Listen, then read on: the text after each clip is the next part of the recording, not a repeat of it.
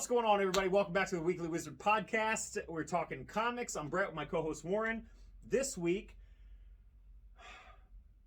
it's going to be a little bit more... industry. I guess, yeah. Industry, I guess, is the best way to put it. Normally, we're just kind of sharing our thoughts and opinions on whatever's popping, but today's going to be a little different. We had a conversation maybe a month or two ago, within the last couple months. I thought we were going to start with something else. We are. Oh, okay. We just preluding to what's going on. We had a conversation about how independent books had outsold Marvel and DC books at one point, whether it was just single book or whatever. And it got me thinking, and so we're going to kind of talk about that and how that's come to be and blah, blah, blah, and our thoughts on that and just kind of looking at stuff. But the first thing we're going to talk about is the disappointing Miss Marvel trailer. I mean, I'm going to watch it. Like, I feel well, like... Of course we're going to watch it, but, I mean... I feel like the actress that they cast has great attitude. Like, I mean, she seems very Kamala Khan. But the powers... Like, I don't know. I guess because they have a Fantastic Four movie coming out, they didn't want her competing with Mr. Fantastic.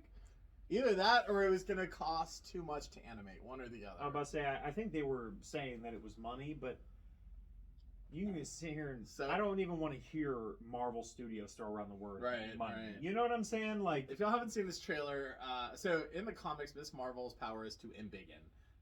She has kind of stretchy powers like Mr. Fantastic, but in this, she throws on these like bands on her wrist, and it's more like a Green Lantern. She describes it almost as more of a cosmic power. Was the word that she used. Yeah. But it's very Green Lantern, but not as cool. Not as cool. Yeah. And now correct me if I'm wrong.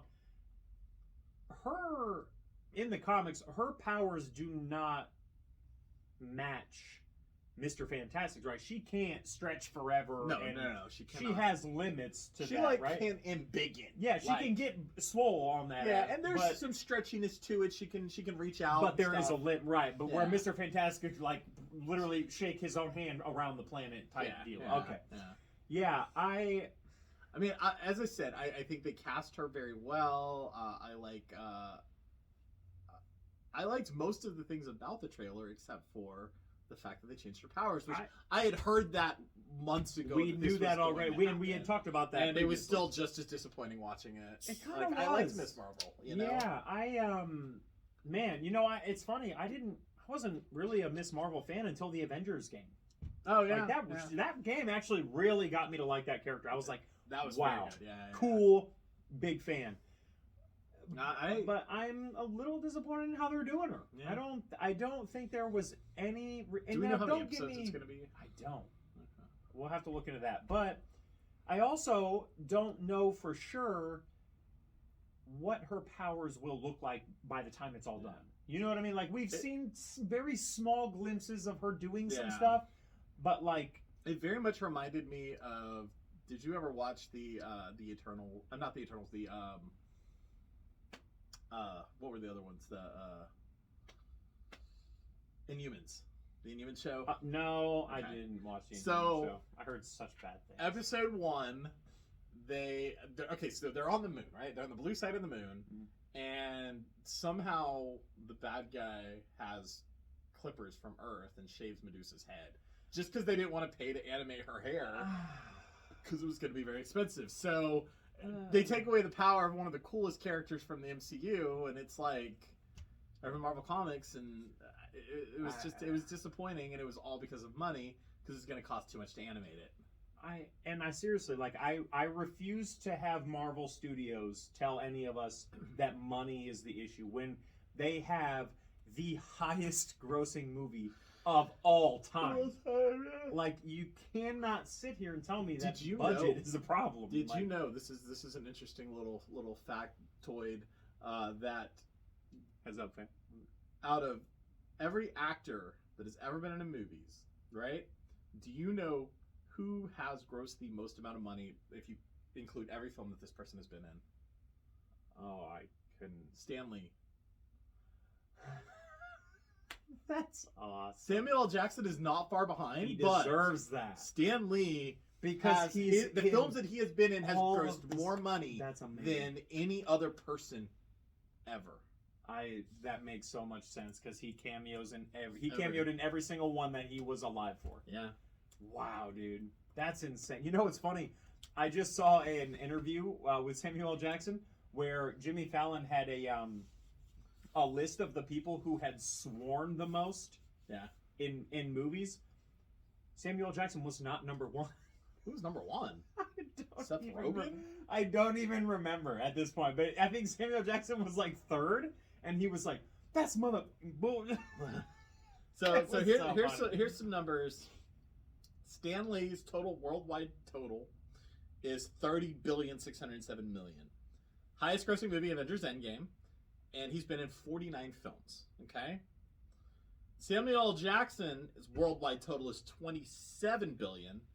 Highest grossing movie, Avengers Endgame, same movie. Oh, that's 138 films. So it's taken him 138 films to be less than to be $3 billion behind Stan Lee. So that's how much money the Marvel movies have made.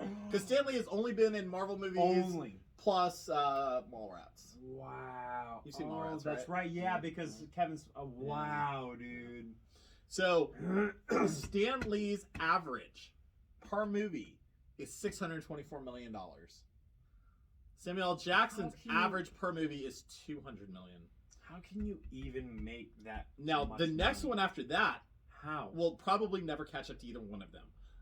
He is $10 billion behind. This number 3 is $10 billion behind Samuel L. Jackson, and it's Frank Welker.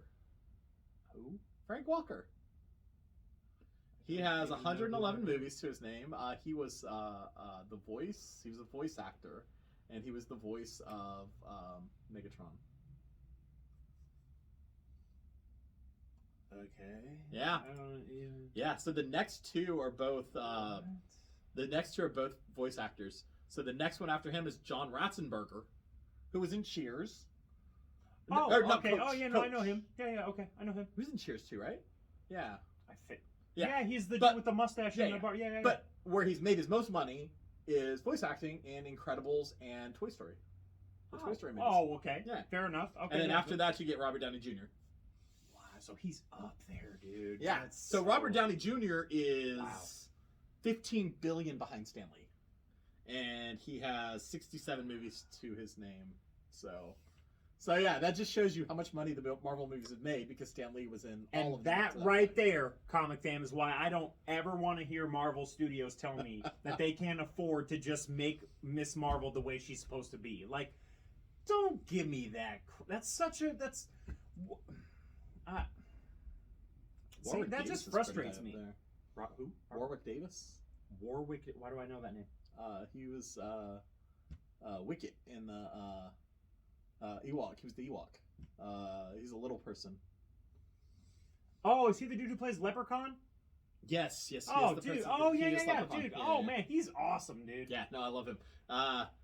He had a show that he did that was hilarious. Dude, I saw a clip from him that honestly made me feel really bad, dude. Like, it was like this like random video of like someone being like, "Oh, hey, will you do the laugh from Leprechaun or whatever?" Like and he's like, you could tell that he's like, it wasn't one of those where he was like crappy about it, but like you could see kind of like in here that he just like died a little bit. Yeah. And then was like, and did like I was like, he was also in Willow, dude, which I just watched that for the first time very, very recently. Such a good movie, right? Yeah, it was very good. Dude, that is like Val Kilmer. Dude, oh my god, dude! Yeah. My family, my mom loves that movie. I actually had to go. I'm pretty sure I bought it on DVD just so that when my mom is around, I'd like, "Mom, look what I got. Let's watch this." Like, that was a classic growing up. Dude, it's such like an epic tale. Crazy, old school, love it. Yeah. So needless to say, all of fun coming full circle. Coming full circle, we are not fans of this Miss Marvel stuff. I'm not gonna not watch it. Oh yeah, no, I'm for sure gonna watch it, but I was a little disappointed. Probably not gonna like it as much as I should because Marvel is on a budget, I guess. But sidetrack, Did you see the newest teaser for Moon Knight? Oh, I didn't The see the new official one, no. teaser? No, I haven't seen that yet. This show, I mean, I'm already pumped for this show. It 100%. starts at the end of the month. Yeah. March 30th. Yeah, Be there's there. no way Disney I'm Plus. gonna miss this. So This show. Oh, yeah. I got a Moon Knight one in the other day. Moon Knight We number got one. a massive Bet. new collection in. $100. Bet. Wow, this show is gonna be. Yeah, no, it Top looks tier. amazing. Yeah. Did you see? I don't know how interested you'd be in this one. Have you seen the trailer for Moon Girl and Devil Dinosaur? Yeah, the animated. Yeah.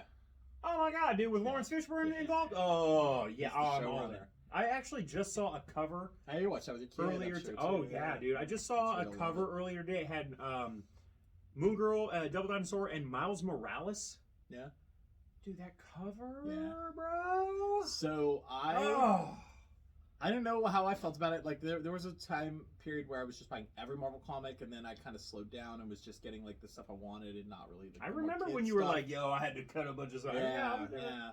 But I mean, this was like years ago. But that was one that I started, and I ended up just getting the number one, and that's like $100 book now. So yeah, I have a number one in my collection. Profit. Yeah, no, I mean, I'm never gonna sell it. Of course not. Yeah, no. Yeah, it's crazy. So But you gotta the new collection that you have is pretty dope. First Deathstroke. The New Teen Titans 2. Isn't that one of your favorite books? Wow. It's very nice shape. Wowzers. Yeah, we got. Yo, you guys got to come in and check it. I'm telling you right, we got some white. We had an White X-Men, Vision, we had an X-Men 13 that we sold. We had an ASM 252, which is the first black suit. We sold that very quickly. I bought one of those from the comment you guys had like a year or two ago, dude. Yeah, dude. We had a Secret Wars 8 that we sold very quickly. We have the Origin of Galactus. That's the Thor 168 and 169. There was so much X-Men in there. So we had a 32 and a 33. I think I sold the 33 today. Jeez, this is 95. So this is the Death of Thunderbird. It is in absolutely incredible condition. People care about the Death of Thunderbird? I mean, so not only is it the Death of Thunderbird, but 94 is the first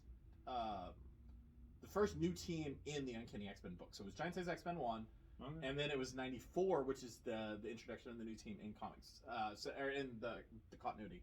So X-Men ran from issue 1 through issue 66. And then they were about to cancel it, so issue 67 through 93 are all reprints of older issues. Like 67 is a reprint of issue 12. And so those were just reprints. Yeah, from 67 to 93 are reprints. Weird. So when you hear people talk about collecting X-Men, they collect from 1 to 66 and 94 up. Those reprint issues, like one day I'll get them. I don't care about those. Okay. But from 94 up, at this point right now, I'm missing 7 issues. That's ridiculous. Yeah. And you just picked up another. That's one of That, dude. You're on the road, my friend. Dude, look at that. X-Men 1 Hundo. 7.0, man. I picked up a 101, which was the most expensive book that I was missing from 94 up.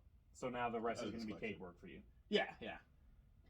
I mean, I spent a pretty penny on that 101, but I saw a solicitation for a book called X-Men Legends coming out. Yes. This is the second volume of X-Men Legends. There's been one that's been running. Where they're going to cover what was happening with Wolverine around the 181 Hulk time. Yeah. Yo. So what the X-Men Legends have been doing, so that. There was like 12 issues or 16, something like that, of this one that just ended. And what it is they'd have like 2 issues written by somebody who used to write X-Men, and they would tell a little story that took place in between issues. So the first one was written by Fabian Nicieza. The first 2 issues. The cover is dope. But yeah, so I don't know why they rebooted it from number 1, because literally I have the final issue of the first volume on the shelf right now. Why does anybody anything? It doesn't make sense. Yeah. But so Roy Thomas is writing the first story arc in the new X-Men Legends. So yeah, and he was an old X-Men writer. So like reprint issue. X-Men are just so.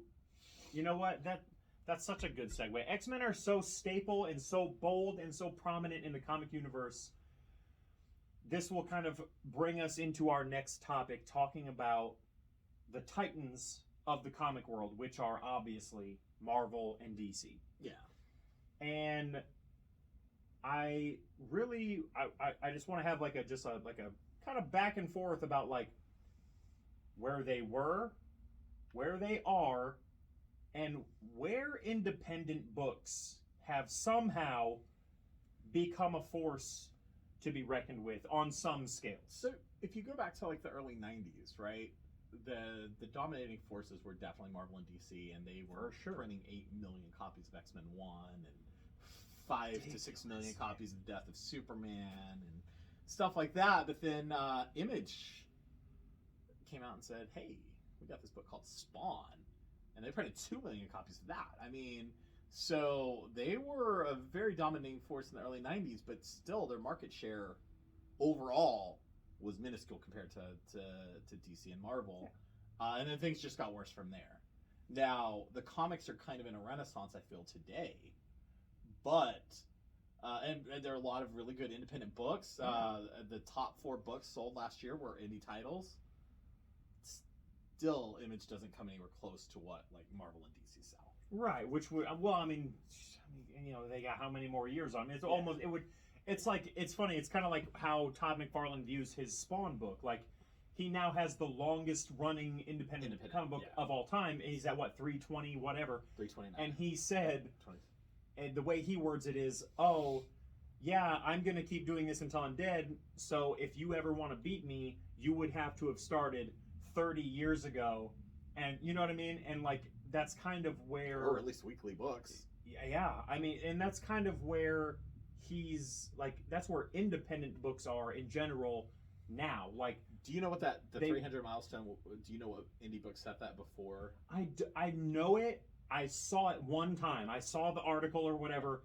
I don't remember what it was. Dave Sims, Cerebus from Artwork Anaheim. Yeah, no, he stopped it at 300. And so once Spawn hit 301, it became the longest running independent comic. Yeah. Now that being said, there are some British books that are like further than that, like 2000 AD, and it's like 1400. Yeah. 1400 copies? 1400 or issues? Issues, yeah, because they release weekly. Oh, wow. That's insane, dude. I did not know that. And that's 2000 AD is, of course, where like Judge Dredd comes from, stuff like that. Judge Dredd's fire. Yeah. That movie. But yeah, so Judge Dredd. Urban. Oh, yeah. That movie was dude, it was so phenomenal. good. Dude, it's I mean, I love the Sylvester Stallone one too, but for different reasons. I never saw that one. Wow. The first one I ever saw was the Carl Urban, and I'm just like, oh my god. So the Carl Urban one I actually saw in theaters in 3D.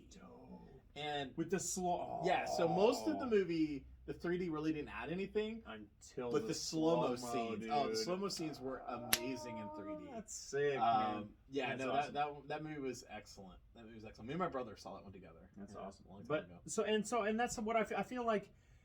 Independent comics to be on that level would have to have started when Marvel and DC started. But that being said, with independent books, even individuals being able to sell as well, I feel like we're seeing this new rise or age or whatever of people not caring so much about spandex and capes. Yeah. Am I wrong? I mean, like, me personally, I love spandex and capes. Like, that's my jam. Like, I'm all about superheroes. Like, I'm never, but to be fair, I haven't been reading superheroes as long as someone who's been in the hobby for 20, 30 years. You know what I mean? So I don't have that palette fatigue yet. I definitely get tired of capes sometimes, and, you know, I like to read indie books, but I mean, capes are... And that's where I'm at. Like, see, me, like, I love superheroes. That's my jam. But I'm finding myself being very interested in these books that don't have spandex and capes. Like, I hate Fairyland. That was a good book. Westworld, or what? Not Westworld. The Scotty Young. Middle West. That's what. Thank you. Yeah. Middle West. Once in Future. He's got a new book. Something is killing the children. It's very good. It's called Twig. Oh, didn't that already drop with Scotty Young? Really? No. He's been promoting the hell. But they released an ash can. it's stuff like that. You know what I mean? These random little, like independent deals that don't have a Superman or an Omni-Man or whatever that I'm like, so what's this all about? Or the book over there was insects or whatever. Like I don't know much about that. Like it's random stuff about that. Like, but I'm finding myself like, even though I absolutely love spandex and capes, I'm never going to get tired of that. But I am rising in the like and attention of indie books. See, I wish more people were though. So the last Scotty Young book that he released, it was called The Me You Love in the Dark, right? And it was hot right off the bat. Great book. Yeah. I ordered 10 copies of number 1, and then I went down to 5 copies of number 2, 5 copies of number 3. Like it, yeah, that's cool. Like I love it. Scotty Young's my favorite writer, favorite artist. It still doesn't sell as well as I would like it to. You know, most people that walk in here want Thor, they want Venom, they want Wolverine, they want these characters they've been reading for 30 years, 40 years, whatever. And so that's what hurts the indie books. So now I have my shelves arranged in a specific way on purpose. You have to walk past the indie books to get to the Marvel and the DC. Yeah. And I do that on purpose. For the first time I ever did that, I was like, oh man, I'm really noticing an increase in sales in the indie books. Because the covers really sell them. Yeah. But now let's talk about that one fact that you just mentioned. You whatever the indie book is, issue 1, it's on fire. Yeah. And then everything after that is just, it's so, either a complete plummet or a very aggressive downward. So let's look at Berserker. So Berserker, the first issue, I read 1,000 copies of to get that 1 in 1,000. Now I knew for a fact I was not going to sell 1,000 copies. That was not my goal. You had to get that 1 in 1,000. But we wanted the 1 in 1,000. We sold the 1 in 1,000. Just selling the 1 in 1,000 paid for the whole thing. So every other book we sold was gravy, and we sold a lot. We sold 300 copies, not including the 1 in 25s, 1 in 50s, 1 in 100s, 1 in 500s, 1 in 250s. Yeah. So yeah, we sold both of our 1 in 500s for 500 each. So we sold 300 copies of Berserker 1. That is the most of a single book the store has ever sold. Okay. Issue 2, we ordered I think 500 copies, and we sold about 200. Now I sell about 50 copies. They're in issue 7. Is it still ongoing? Yeah, it's going to issue 12. Yeah, so in issue 7, I ordered 150 copies because I do have a gentleman that buys all of my ratio variants. Yeah. And the ratio variants more than pay for, because the highest one is 1 in 150, and so if he pays $150 for that, it covers pretty much everything. So he buys the 1 in 150, the 1 in 100 for 100, the 1 in 50 for 50, and the 1 in 25 for 25. Plus, he buys all 4 covers. So, this is the same guy that bought my 1 in 1,000. I'd like to know who you are. I'd like to meet you. Shake your hand. Just applaud you and your wealth and your vast this commitment guy to comics. Just bought a Spider-Man 1 this week. So, if that tells you anything. A 6.0 graded Spider-Man 1. Really nice. Yeah. Okay. So, what do you in this your opinion? Like you're behind the counter. You know what I'm saying? You're behind the curtain. What do you think the cause for that is? Do you think that it's the speculators market? Yes. Do you think it's pure 1,000%. speculation that is ruining these indie titles? What's funny is, you're speculating on a book that sold, I think they were somewhere at like 537,000 copies. So this is a book that's never going to be worth anything. Unless you're buying the big ratio variants. Berserker 1, I have 100 copies in my dollar bin right now. And so now, hold up. So I want to pause you right there. Let's rewind that back.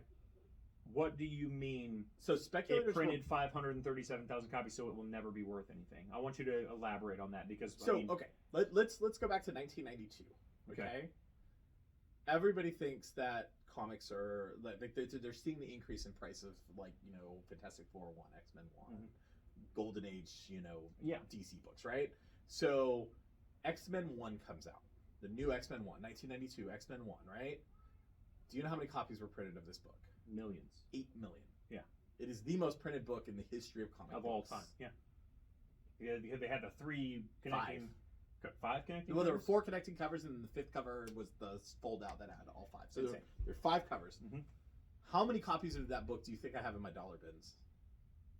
In your dollar bins? Yeah. Oh, I 30 or 40 probably. couldn't imagine. It's the most printed book in the history of comics. Right. So it's literally worth nothing, but speculators bought so many copies of it because they thought it was going to be worth so much money in the future because it was a brand new X-Men #1, and the original X-Men #1 was worth so much. So let's go back to Berserker now. So Berserker has that celebrity name behind it. It's written by Keanu Reeves, co-written by Keanu Reeves, right? So this book comes out, it's super hot. Like, we've never sold, at least since maybe X-Men 1, 300 copies of a book, right? It's been, if we have ever done that, it's been like 30 years. So we sell 300 copies of this book at our little store. Imagine how much, like, Midtown Comics sold. Big stores. Yeah, Yeah, the big like stores. the big They boys. sold tens of thousands of copies of this book. They printed 537,000, which compared to the 8 million of X-Men 1 doesn't sound like a lot, but in today's, it's a lot. Most comics have, especially like Boom Comics, less than 100,000 print runs. Like, there were Spawns that only had 12,000 print runs, and this had a print run of 537,000. So it's never going to be worth anything. But speculators were buying it because it's got that Keanu Reeves name on it. Right, and so let's take a look at this. So, like, let's say you have an X-Men #1 graded at a 9.8. Like, it's worth $25. Right, it still doesn't sell for... It costs more money. Buku bucks to grade it than it does to sell. It costs more money to grade it than it's worth. And so... Unless you have a newsstand. Newsstands are more. But No, always. So, how does the rise of these independent... Well, it's funny I say rise, but the rise and immediate fall of independent comics, how do you think that's going to affect the future of comic books? I mean, I don't think it's anything different than what's been happening. I mean, there'll be a book that gets really, really hot, going back to Spawn 1, and they'll sell a whole lot of it, and it's an independent book. But then you look at, like, the next few Spawn issues, yeah, they were hot, but then you look at the issues after that, and print runs went down pretty low. Yeah. As I said, print runs got down to 12,000 copies. Yeah, there are some of those earlier Spawn books, not like super early, but like in the mid between 100s. 1 and 2 that are, or even 2 to 3 that are hard to... They're very expensive. Like, we're talking $200 to $300, not because there's keys, but because Spawn is hot again, and they had a 12,000 print run. So, I mean, it just ebbs and flows with the indie books, but I mean, they don't compete with Marvel. Like, even if looking at, you know, 2 of the biggest books last year were Spawn, right? There was King Spawn and Gunslinger Spawn. Yeah. Were 2 of the biggest titles of the year, right? And they sold a lot. I ordered 250 copies of each, which was big. I didn't actually sell that many, but the 1 and 250 made it worth it, that ratio variant. And that's where it's at, is the ratio variance for stores. Like, that's when they do a gimmicky kind of ratio variant usually. Yeah. But it still doesn't compare to, like, what I order of, you know, Marvel books overall. Like, I might not sell 250 copies of a single Marvel book, but overall, if you look at what I order for Marvel versus what I order for Image, I mean, it's like, Image will never, and see, me personally, in the market share, be ahead of Marvel. Right, and see, me personally, I feel like that last bit right there is what's kind of piquing my interest and speaking volumes to me. Like, not a single issue of any of the several Marvel books or DC books are selling as many copies as one of the independent title. Like, that piques my interest. So I ordered 250 copies of issue 1. I ordered 30 copies of issue 2. Right, and then it all and that's where this whole speculator thing comes in. Like, it's a new #1 from Spawn. So people want it. But they don't want issue 2. They just want that issue 1. People I've never seen before. Coming here, grabbing that number 1. I wonder if the speculator, I can't even say a group or a whatever. We're all speculators in some way, shape, or form or another. You know what I mean? Like, we all have our, like, oh, I think this is going to be cool. Like, I wonder if in the end, let's say not even the end, but like over the next 2 years, I wonder if us speculators are going to hurt the independent comic market, or if we're going to help. No, I mean, the these independent things comic have market. happened. I mean, Saga 1 had a big... Right, and I feel like over the course, would you say that over the course of the last 10 years that the independent market in general has, like, become it's definitely a much gotten bigger it's thing? gotten better. Yeah. But, I mean, it's still... I mean, if you look at the market share, I don't know the numbers, but I would bet it's probably single-digit percentage compared to Marvel and DC. I bet you Marvel and DC are pretty neck and neck. Probably Marvel over DC. But I would guarantee if you take every other comic book company, Image being the biggest, it's probably single-digit, low double-digit. Like, for the entire market share, I'd be very interested to see those actual numbers, but I think, I don't know, and it's funny because, we as actual, like, we read comic books, like, we know why, people are starting to turn towards independent books as opposed to... Q4 2021, Image Comics had 11.5% market share. Okay. So yeah, low double digits. Yep. Okay. Marvel sitting at 31.7%. DC 27.1%. Okay. It's actually lower than I thought on both of those, but well, and that's another thing that I kind of want, that really got me thinking about all this, like how are independent books becoming hotter? Boom is sitting at 6, IDW at 3.7, Dark Horse 3.5, Viz, which that's manga, is 2.6. Dynamite 1.4, Kodansha, which is manga, is 1.2, and then Aftershock is 0.8. So it surprises me Aftershock's in the top 10. Wow. But yeah, no, I mean, Aftershock Comics, they had a big release this week that I ordered a lot of, but usually number 1, I order 1 copy, maybe 2 if the cover looks cool. Yeah, I mean, it's just, they're not that big. Now, We Live has been their biggest book, so the new We Live, I ordered 15 copies. That did look pretty interesting. Yeah, I love We Live. The original series is one of the best comics I've ever read, and the new one's really good. So I definitely recommend reading it. Okay, I'm gonna have to check that out. When I get the trade back in, definitely check out the trade. So, for sure. I like collected editions. Okay, so 2 questions to kind of like bring us to kind of the point of not like the point of it, but like towards the end of it. What do you think independent comics could or should do to start reaching new highs like Marvel and DC? Who was it? Vault Comics just announced today that they've got some pretty big backers behind them now. Metallica is actually one of the financial backers behind Vault Comics. Wait, is that the company run by the drummer of System of a Down, or is that Valiant? Oh, I didn't know he ran a comic book company. Oh, and they're doing their own grading company as well. You didn't? Oh, dude, you gotta. That's a little sus. You gotta. Oh, you should see. Apparently, the cases are the clip. You said Slipknot? No, the drummer for System of a Down. Oh, System of a Down is apparently, yeah, he's all comics, dude. In case you didn't know, the drummer for System of a Down. And he owns a comic book store. So he's out here doing things that are a little. Yeah, he owns a comic book store, not a comic book company. Okay, I wasn't sure if he was behind Torpedo Comics. I've actually heard Torpedo Comics. That's what it is.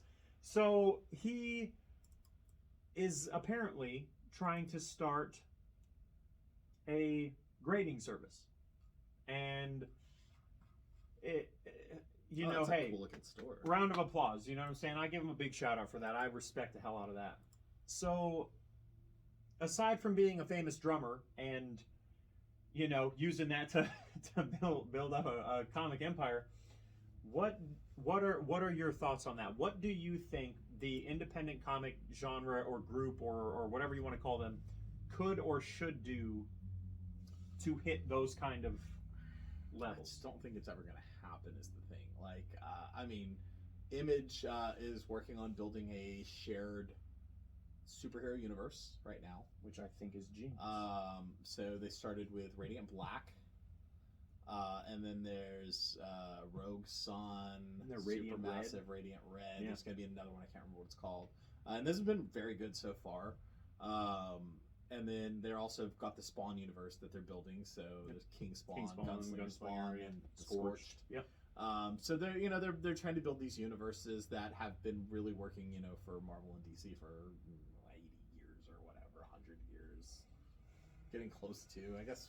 No, I guess we're close to 80, but has it been working well? We'll talk about that next. But so, but I mean, like, you look at. I might not be ordering 250 copies of a single Marvel comic, but when I'm ordering 50 of multiple comics, whereas Image, it's just that one time I ordered 250 and I never ordered that much again. Yeah. For any series, those are really radically different weeks when I order those. Right. Yeah. Most weeks, I get one diamond box that has everything except for Marvel and DC in it, and compare that to how much like Marvel I get in a week, and it doesn't even compare. So if you were let's say you were a creator, Yeah.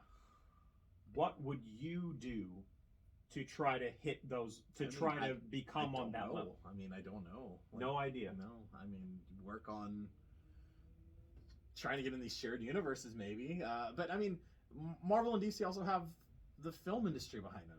Like, True. How do you compete with that? True. How do you compete with Spider-Man: No Way Home? You pray. I guarantee if they released a Radiant Black movie right now, no, flop. it would flop. It would flop. And that's a shame. You get the biggest actor in the world, and it's gonna flop. Because I mean, Valiant just made a few years ago. They made a movie, Bloodshot with. I have a Bloodshot #1 for sale on my IG if anybody's interested. How much? With Vin Diesel. Yeah, it's Vin Diesel. Yeah. Yeah, I think it's like graded at like a 9.2 for a hundo. Yeah. Yeah. Yeah. Yeah. First appearance. Right? Yeah. $100. Yeah. So, in that movie, I've not watched it, but the things that I've heard about it, it was not a great film. Okay. Right? I mean, I enjoy it because I enjoy everything Vin Diesel's I watch. a big name. But, I mean, he's in the Marvel universe. That's true. He is Groot. He am Groot. He made a lot of money. I think. Saying I am Groot. I would have to agree with what you said though. I think that Image is onto something with this whole shared universe thing. I think that finally building a world, a universe, a collected iconography or whatever of comics that can all exist simultaneously beside each other or even inside of each other, whether they cross over or whatever. I think that is kind of putting them on the path to be more like the two big heavy hitters. There was a time period where like the DC didn't exist within the same universe back in the 40s, and it was just like when the first time like Batman and Superman crossed over with each other was just mind blowing. Just blew everyone away. Yeah, I bet sales were through the roof. Oh yeah. And then Marvel had two companies before. Or two names, I guess, before. It was Atlas Comics, then Timely Comics, and then it became Marvel Comics with Fantastic Four #1. And Fantastic Four. Yep. And before that, there wasn't like I mean, I guess there was some shared universe back in the 40s with Namor and the Human Torch and Captain America. But man, once like the 60s, when they started releasing all of these different titles, Fantastic Four, Spider-Man, Hulk, and they all started crossing over with each other, X-Men. Yeah. And they all started crossing over with each other, and they were interacting with each thing. other in this shared universe. I mean, it did really help. Because if you were really into Spider-Man and you saw that he was in an issue of Fantastic Four, you're probably going to grab that issue of Fantastic Four. Yeah.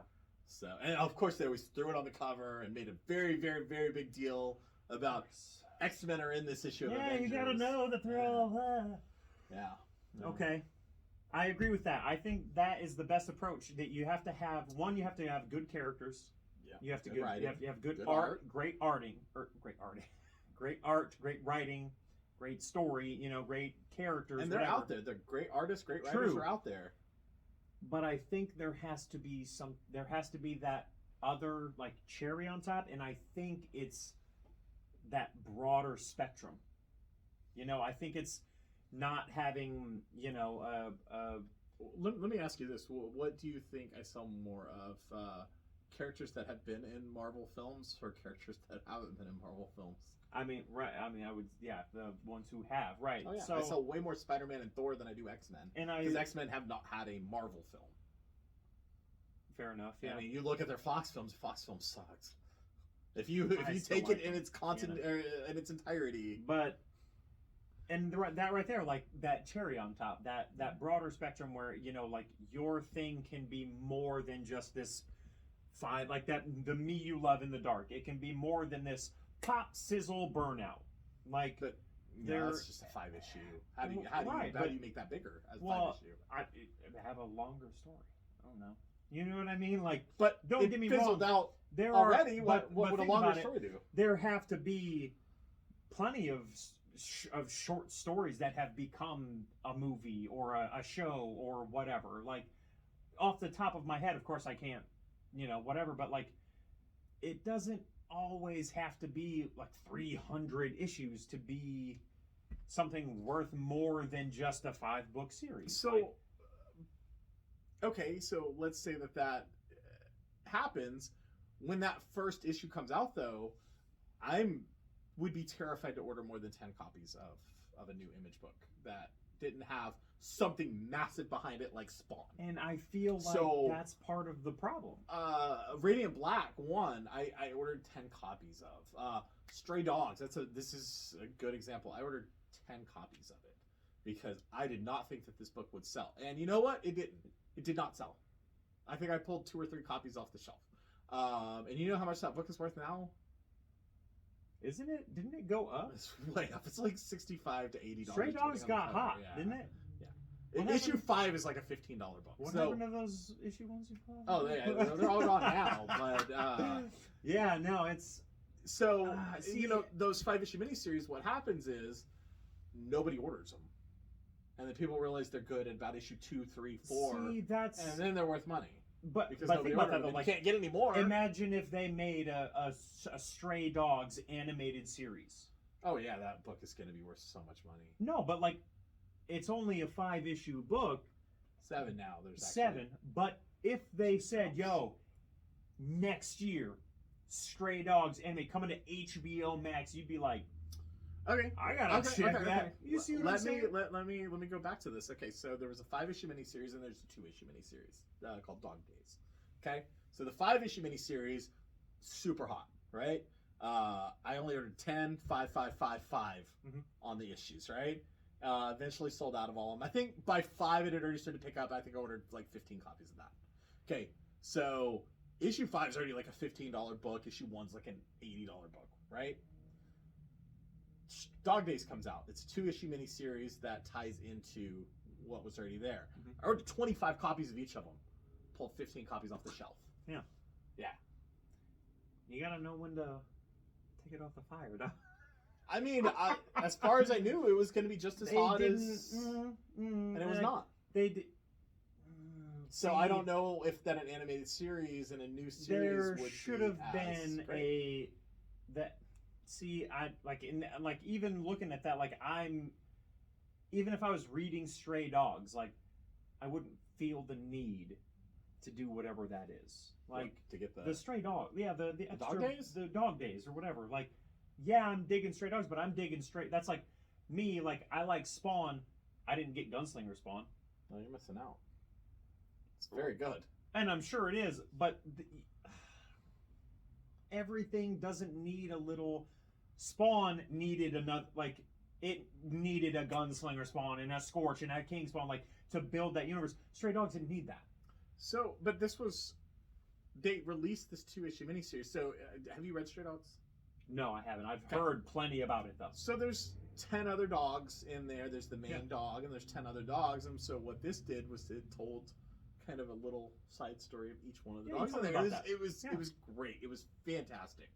And it didn't sell, but it was so good. I mean, It was information that I wanted, and I really enjoyed it. I mean, I picked up both copies myself. but so let me ask you, like, okay, Stray Dogs, small series.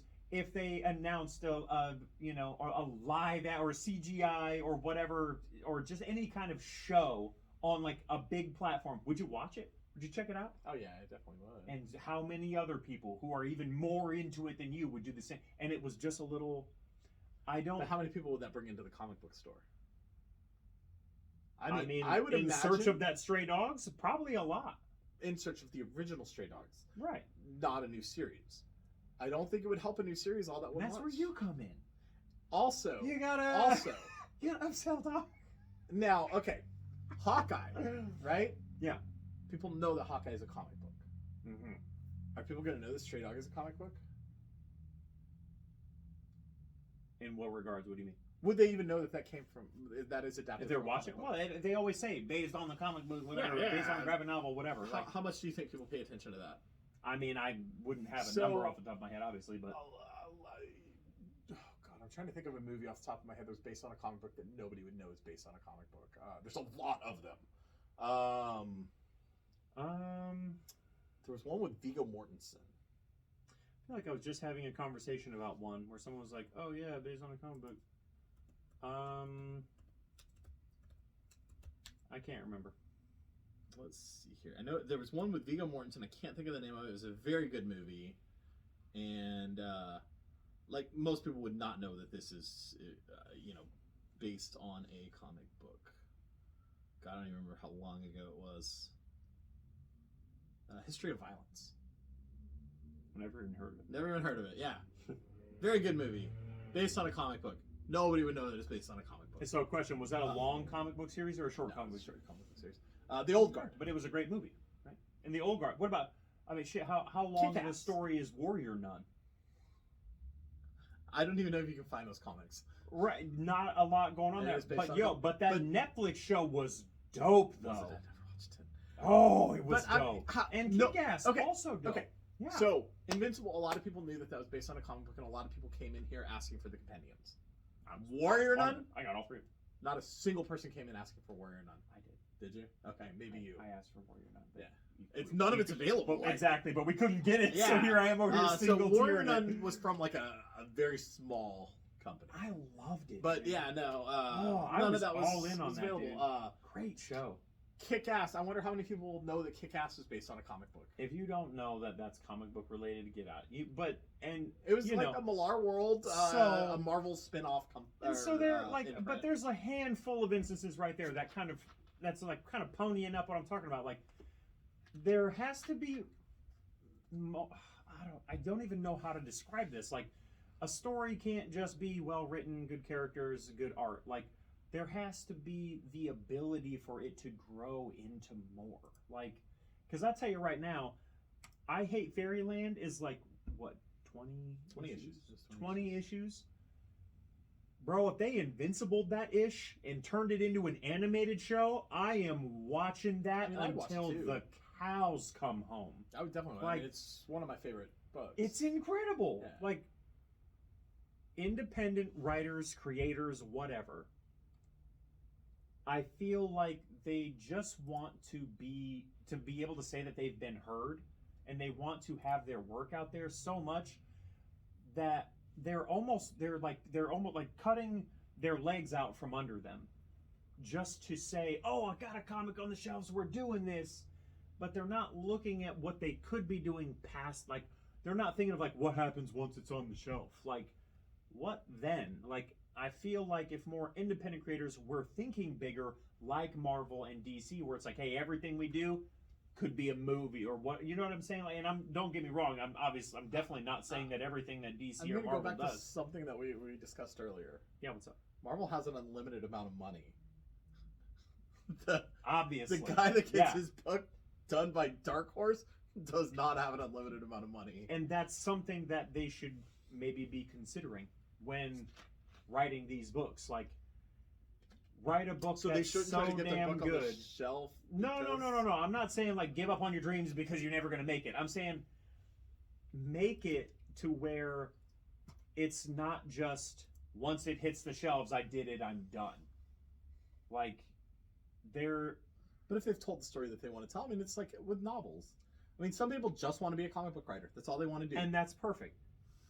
I'm talking about for the independent market itself to grow and reach those levels. This is what the whole would need to start doing. Instead of just doing, oh, I did 5 books, I'm done, just because I wanted to do it. Like, if independent creators want to start reaching those new highs and becoming their own behemoth like Marvel and comics, they need to start coming together and doing shared universes or making stories in a way that play to more than just hit the shelf, I did it, I'm So done. I'm going to play devil's advocate here, though. If I have a story that I want to tell, I don't want to tell a story within that combined universe. That's why I'm not working for Marvel. That's why I'm not working for DC.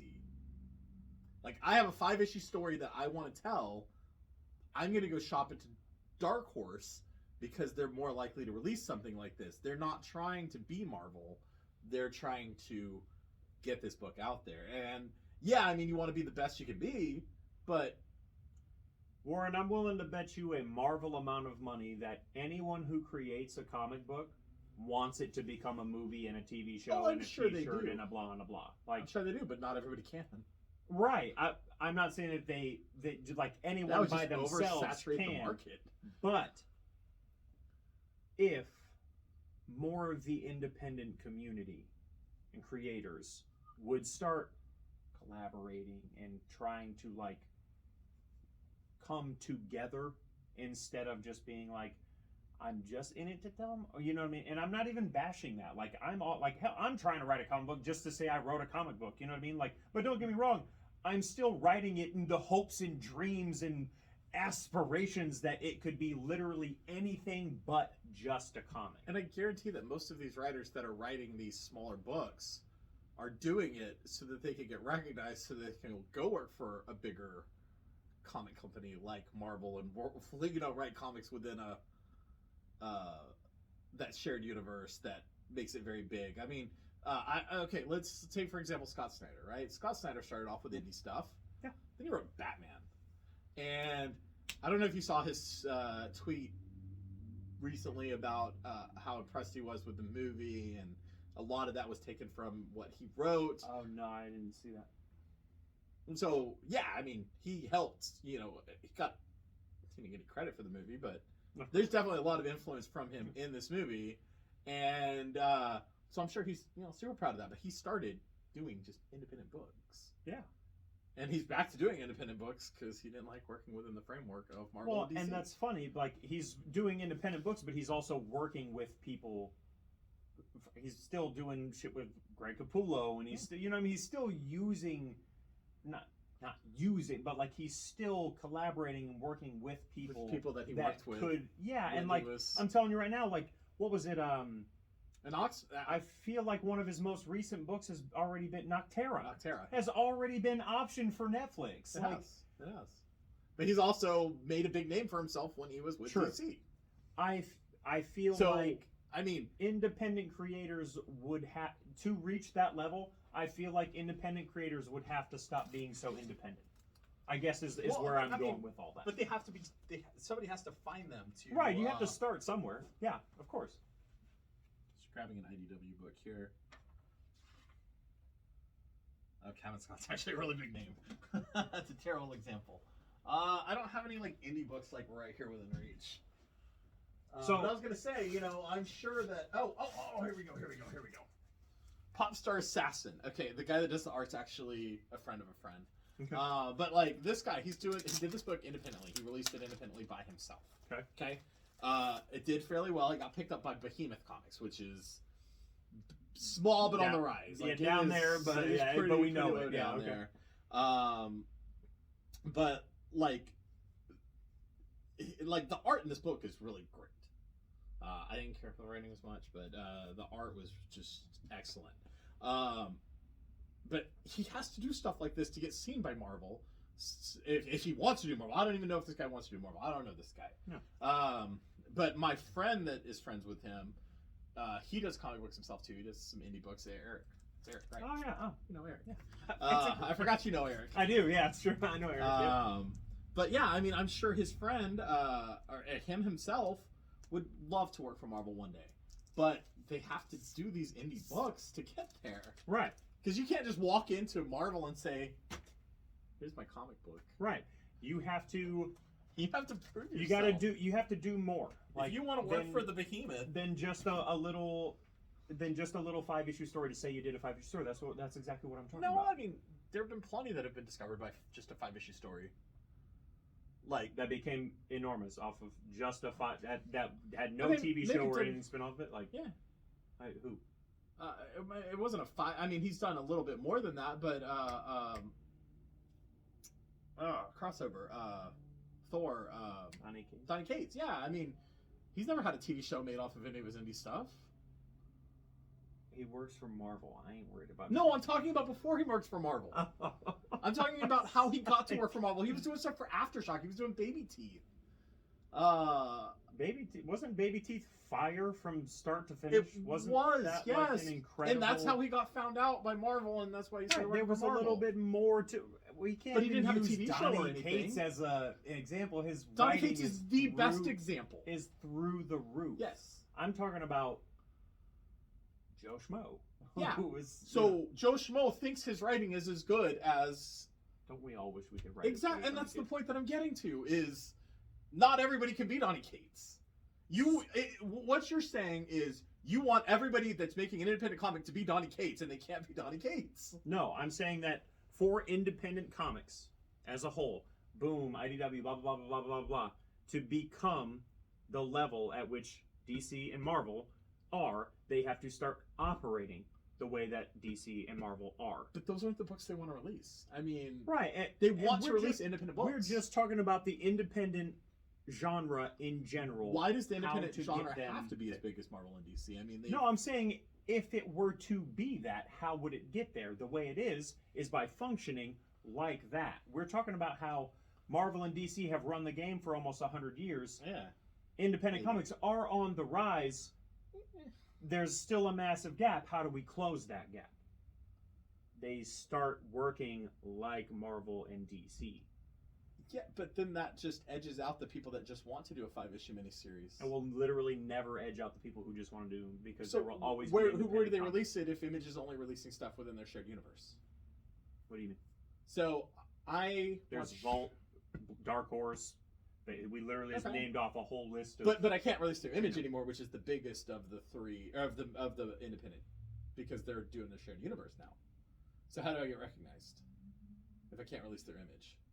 You go to literally any of those other Okay. independent. But then they start operating like that because they want to be the next big thing, and they're not doing my 5-issue miniseries. Do you think it would be a bad thing if we had multiple Titans in the industry? Yes. Why? If they're all releasing a shared universe of superhero stuff, it would just get boring. So, I mean, I'm so glad you said that because now we get to flip the coin. Marvel and DC have been the best forever. And now independent books are starting to come up. How do Marvel and DC keep the gap as massive as possible between them and independent comics? they keep making movies. Okay, I'm talking about comics Yeah. specifically. They keep making Like- movies. So, in the comic realm, what can they do to make it so that gap never starts getting closed? They don't need to do anything different. Like, the gap isn't closing as much as you might think it is. I don't disagree with the last part, but I do strongly disagree with the fact that you don't think they need to do anything differently. We've been watching the same heroes grapple gun onto rooftops and fight the same bad guys for 80 years. You're not getting spent on that? Keep looking for talented writers, people like Donny Cates. Bring them in. You know, just keep looking for new writers, new artists. I mean, look at writing and art from the 1960s compared to the art and writing today. Like, if you were still writing and doing art the same way you did in 1963, today, you wouldn't have a comic company anymore. Right. Because nobody would read that. And so you think there is just a never-ending limit to the stories that we can tell with these characters? They've been doing it for 80 years. Right, and I mean, all good things must come to an end. Like, even I can see myself getting burnt out of watching Batman do the same things for XYZ years. Like, if I had been reading comics for 30 years, I'd be reading all kinds of independent stuff just to get away from the spandex and capes. Like, but what about your son that just gets into comic books and hasn't experienced all these old Batman stories and all the new Batman stories that are to come? So he goes back and reads all the ones I've read. Then how long is that going to take? Supposed to... No, what if he just grabs the newest issue of Batman Now and is in love with it and just keeps reading Batman Now? Does he need all the context of what came before? So you're saying that as the stories continue, the collectors should phase out? I mean, I'm probably not going to. I've been reading comics for 30 years, and I'm not bored of them. So I've read almost every X-Men comic, and I still continue to read every X-Men comic. I feel like that... I obviously don't have numbers in front of me, but I feel like that has to be a pretty small percentage of readers. I mean, I have people that have been buying Batman since 1964 and still buy Batman today. Buy every cover, read it every week. Same with Spider-Man. Same with Thor. Same with Hulk. Like, that's all they buy. Literally, the only thing on their sub list is Amazing Spider-Man. Or I have a guy who's been reading. He has every cover of every Batman book, Detective Comics and Batman, and every Batman spin-off book since 1964, since he was like 5 years old. Okay, so we're talking and he's never gotten bored. So in that instant, we're talking about individuals who are stuck to one title. How does that push all the other books forward? Okay, so how many Batman books do you think there are released every week? Too many. Yeah. He buys every one of them. Right, and like, that's one dude who's doing that, but like, I mean, Batman is my most sub book. Right, yeah, because Batman is king, but why isn't everyone else buying all of the Batman? But if Batman's so great, why isn't everyone buying every single one of them? I mean, everybody's gonna have their own thing. Well, we just said Batman is the thing. Like, if Batman is the hot topic, get what you're getting at. So we just said that Batman is one of the greatest superheroes. Like, he is the most popular. You sell the most books, right? But you only have one dude. Oh, no. I have multiple guys that buy every cover, all of them, every spin-off, all of them forever. So that guy's been doing it since 1965. I have multiple guys that buy every Batman book. And that's a small percentage.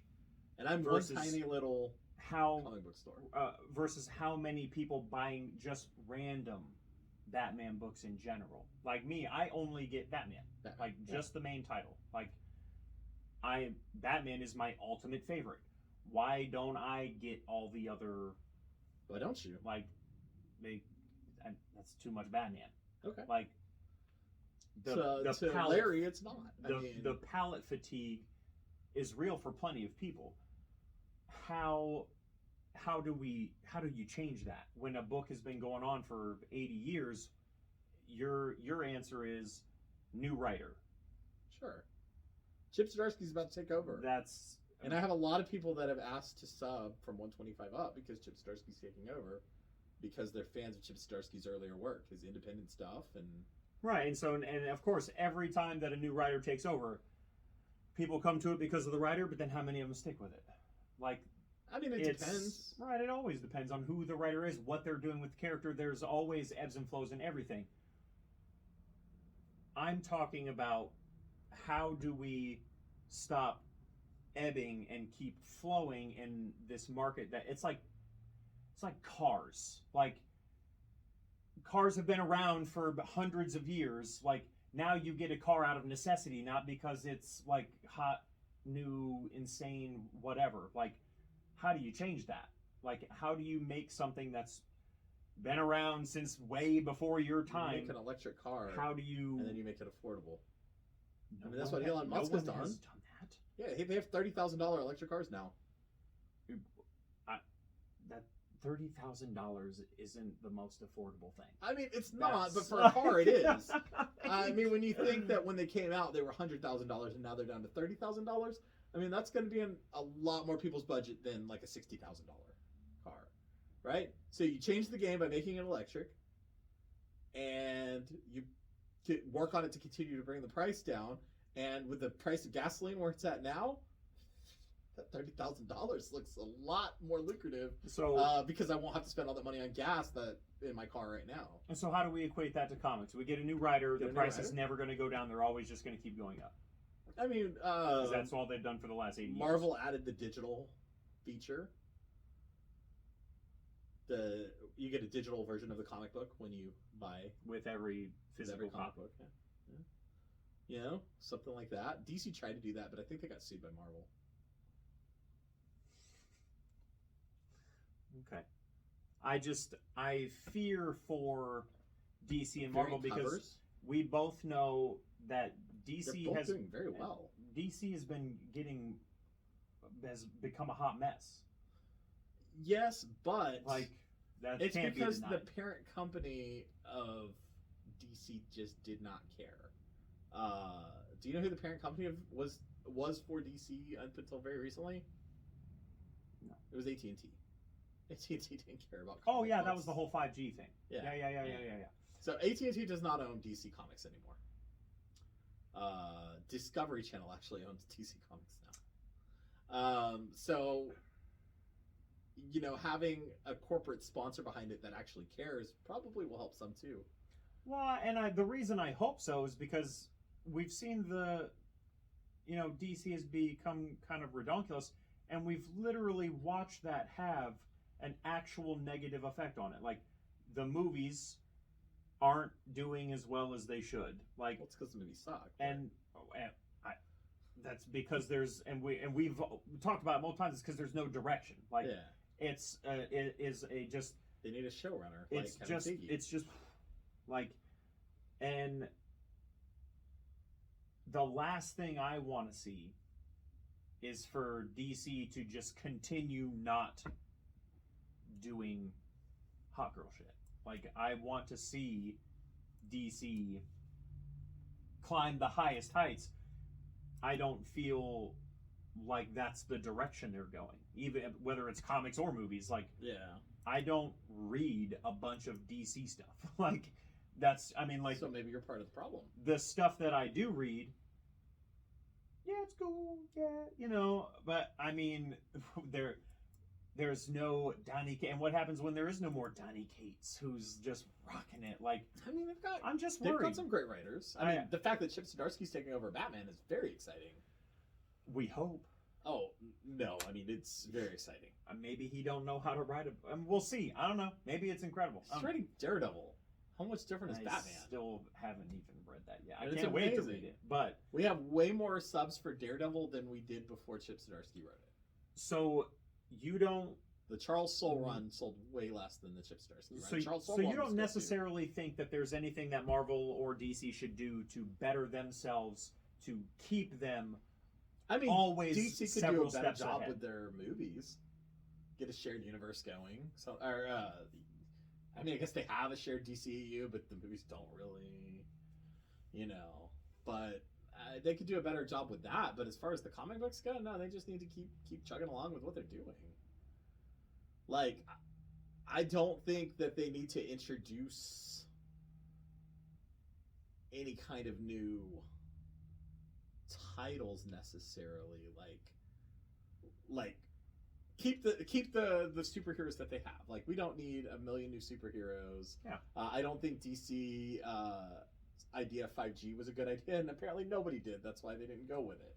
But apparently this the death of the Justice League is going to head in that direction. So we'll see what happens with that. So Dark Crisis. I think something like that could be, what both of the companies need, like a fresh start. Yeah. Like a death of the Justice League, or traditionally in the past when that has happened, it has not helped sales. Like when New 52 See, I'm talking. I'm not talking about like, oh yeah, we do like a.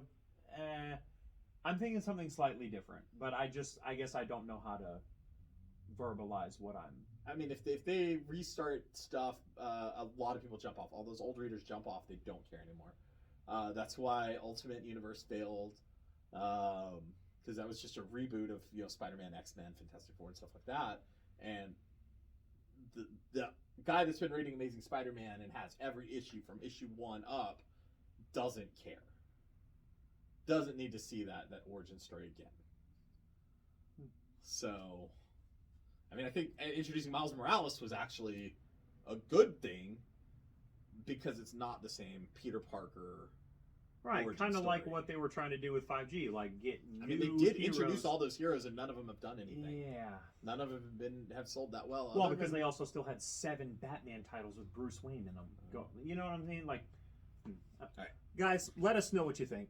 A lot going on in the comics. I don't know. I wish nothing but the best for all of the Marvels and the DCs and the Independents. I just think they're all over the place. And they could all probably stand to do a little revamping and rewiring, but that's just me. As always, guys, if you want to get in on some of this goodness, come into Wizards Asylum, or you can hit them up on leagueofcomicgeeks.com, right? You can hit me up on Instagram at CollectMeIfI'mWrong. We'll see you next week, guys.